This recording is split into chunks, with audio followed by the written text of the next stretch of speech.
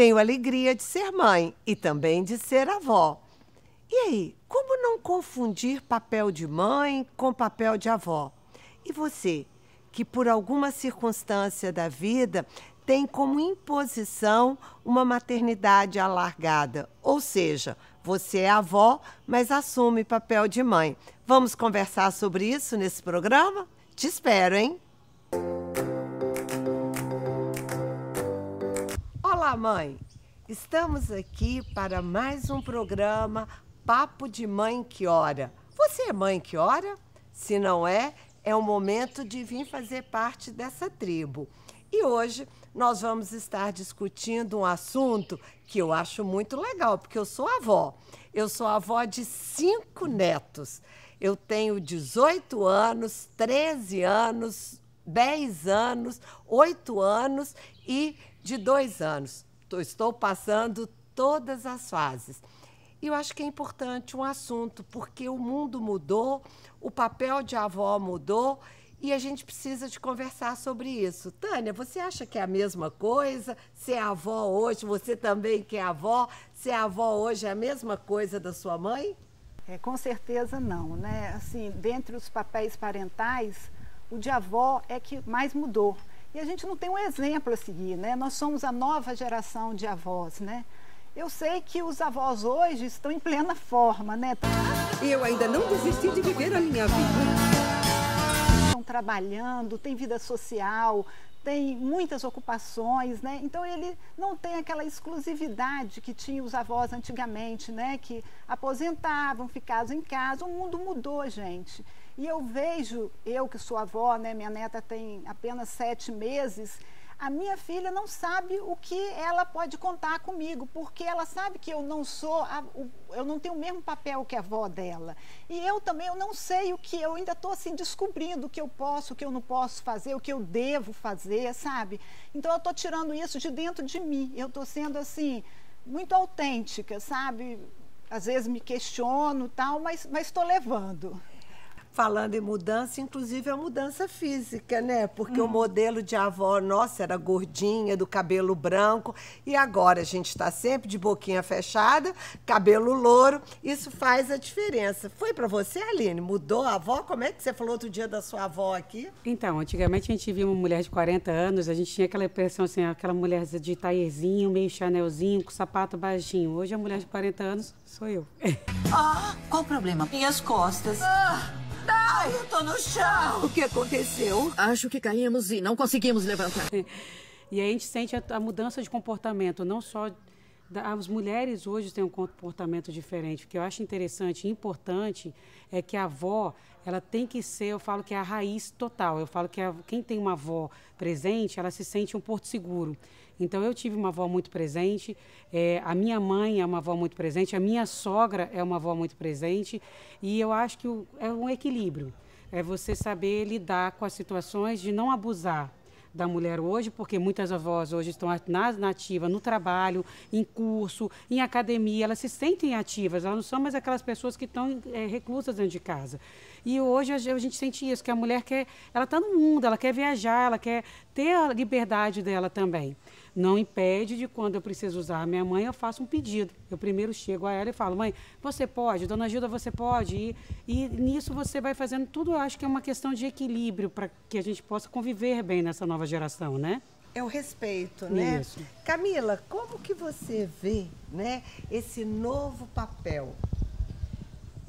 Elas já falaram muito bem do novo papel das avós, mas assim, agora nos últimos tempos eu tenho visto as avós do ponto de vista religioso de uma forma muito diferente. No grupo Mães que Oram pelos Filhos, nós temos tido contato com muitas avós, né? Avós que oram pelos filhos, avós que oram pelos netos, e elas, muitas vezes, elas é que são o elo para restaurar uma família inteira, não só uma família, uma primeira geração, como eu quero restaurar a minha filha. Elas estão restaurando pelo menos 2 gerações. Muitas delas não tinham esse contato, essa intimidade com Deus antes e não julgaram isso tarde demais.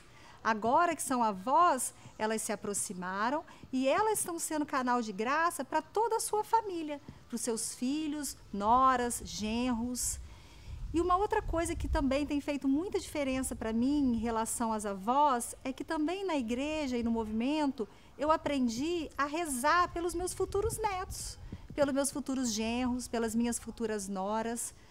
Mesmo as minhas filhas sendo crianças, desde que elas nasceram, eu já entrego a vida delas a Deus, para que no momento futuro os meus netos possam ter boas avós também, as minhas filhas possam ter boas noras, uma boa relação com a sogra, que vai influir completamente na vida dos meus futuros netos, eles terem boas avós, e é isso que eu desejo para eles.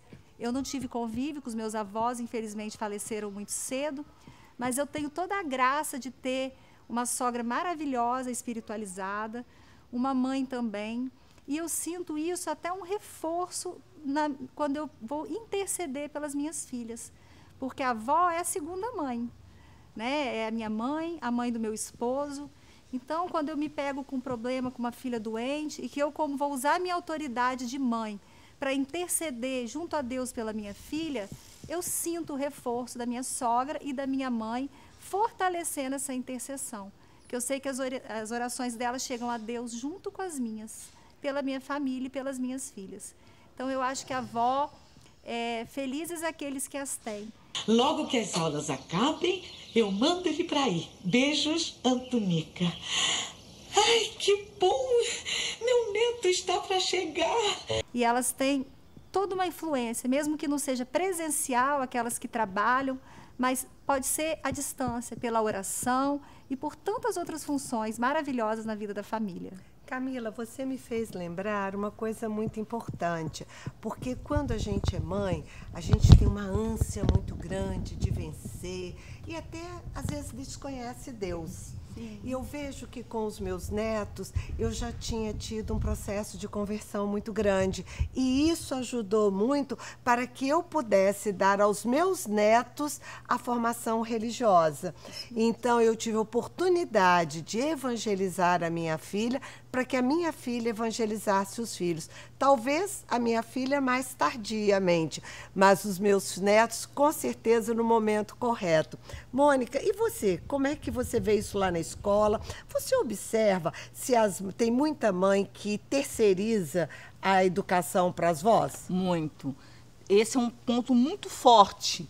As mães acabam terceirizando e a avó, de certa forma, como muitas das vezes quer acertar aquilo que ela errou com o seu filho, ela acaba errando com o neto também. Porque ela passa a chamar mais atenção, a cuidar mais, a proteger mais. E muitas das vezes nós filhas, então eu me coloco também nesse momento, acaba não sabendo dizer o não. E aí você cria naquele embate. A minha mãe falou não e eu tenho que falar sim. Ou eu tenho que falar sim e a minha avó falou não. Meninas, quando o papai acabar de lavar a louça, a gente vai, tá? Então já é pra ir recolhendo as coisas. Eu não tô perguntando a opinião de vocês. Você é dura com elas, não? Não. Eu devo ter alguma memória de alguém que foi muito duro comigo. Com certeza não foi meu pai. E aí eu percebo hoje também que essa avó moderna é uma avó que ela já vai para uma escola, ela tem um olhar mais crítico com o seu filho, com o seu neto. Ela tem um olhar no sentido da educação, o do acerto. Eu tinha a percepção daquela avó antiga, tadinha, o meu netinho, muita proteção, muito mimo. A avó de hoje é uma avó que intercede.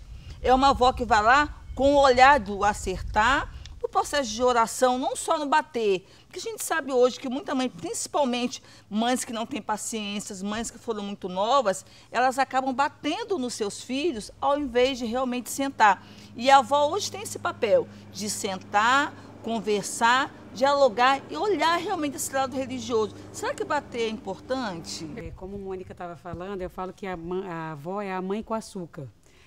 Lá em casa, a minha mãe foi uma avó muito jovem também. E eu me pego, umas vezes, assim, sendo muito rude, cobrando muito dos meus filhos. E ela fala, cobra menos, cobra menos. Eu cobrei muito de você. E hoje eu me arrependo de ter feito essa cobrança muito excessiva. Calma, conversa mais, escuta o que o teu filho vai falar. Então, eu acho que essa avó, que é uma avó mais jovem, que tem uma cabeça mais esclarecida, que vivenciou um pouco mais, tem uma vivência grande, né, com a vida hoje, ela traz esse conforto para dentro de casa. Basta a gente também estar aberta a não só criticar as nossas mães, não criticar nossas avós, e sim, na hora que a gente recebe uma crítica, pegar aquela crítica e ver se realmente não vale a pena dar uma parada, uma pensada. E a maioria das vezes eu falo que na hora que eu parei, eu falei, realmente, eu peguei pesado. Então, para mim, o papel de vó é uma coisa assim deliciosa. Eu tenho várias lembranças maravilhosas da minha avó. Aline, eu quero confirmar essa sua fala, porque eu vejo isso com Vanessa, né, a minha filha. Por quê? Porque a experiência, a curva da experiência te ensina o que é importante e o que não é importante. De repente, escovar o dente não é tão importante, mas fazer respeitar o outro é importante. Então, o que eu tenho aprendido? Primeiro, respeitar os meus filhos. São 2, cada um educa de uma forma. Eu tenho aprendido a educar de acordo com o que cada um quer no momento que está comigo. Mas, ao mesmo tempo, eu tenho buscado fazê-los refletir. Afinal de contas, o que é importante? Educação é importante, saúde é importante, espiritualidade é fundamental. Então, o que é importante? Em cima do que é importante, eu ajudo com a minha experiência para que ela erre menos, porque a gente nunca vai ficar sem errar. O erro faz parte da história. Por isso, mãe, eu te convido nesse momento a orar, realmente, a pedir ao Senhor, primeiro pelas avós, que muitas vezes não têm vida própria e querem viver a vida das suas filhas. Muitas vezes, essas avós querem acertar com os netos o que não acertaram com seus filhos. Por outro lado, Senhor, ajude as mães que não querem assumir o papel de mãe e terceirizam para as avós. Quero também pedir às mães que não têm paciência com seus filhos, para que possa ouvir mais a voz da experiência e que juntas possamos fazer uma sociedade melhor. Mas, acima de tudo, possamos ajudar os nossos filhos a caminharem rumo ao céu. Amém? Amém. Nós queremos, então, agradecer, porque esse momento que a gente está junto é bom para você, mas também é muito bom para nós. Se foi bom para você, quero te pedir que se inscreva no canal, Curta E compartilhe. e não se esqueça, esteja conosco no próximo programa. Até lá! Até Até lá, hein?